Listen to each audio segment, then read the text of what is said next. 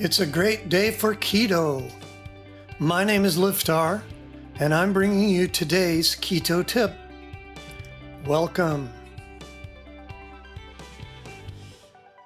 Today's keto bite: how to blow past a keto stall with fat fasting.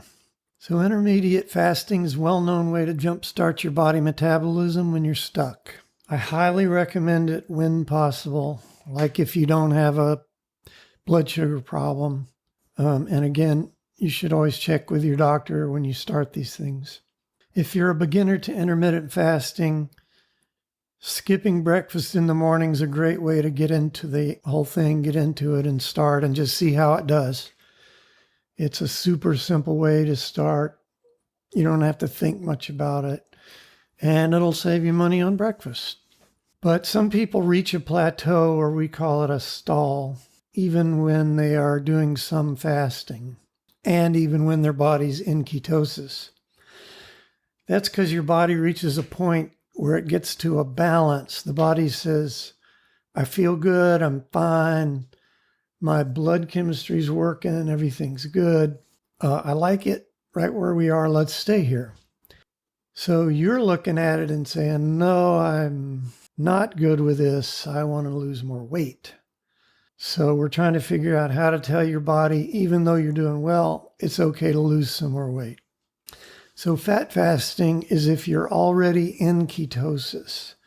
So this is if you've already gotten your body where it's burning fat, you're losing weight, everything's going great.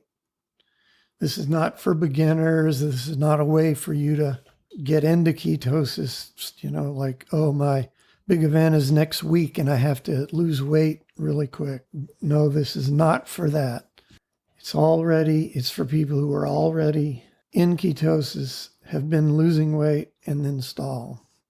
This is so we can kind of trick the body to go to a new weight level where it can feel comfortable at the new weight level, which is less weight, losing more weight.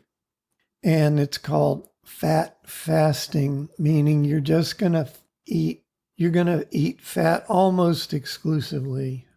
But, and this is very important, you should only do this for a very short period of time. This is not something you want to live on. No more than 3 to 5 days at a time, depending on a whole bunch of things like your age and your weight and a lot of things like that. So fat fasting is where you consume 80 to 90% of your calories from fat. You're decreasing your proteins and carbs even more than usual, and probably want to make the carbs really, really low. It sounds kind of weird, but if you think about it, Eskimos used to live on blubber basically only.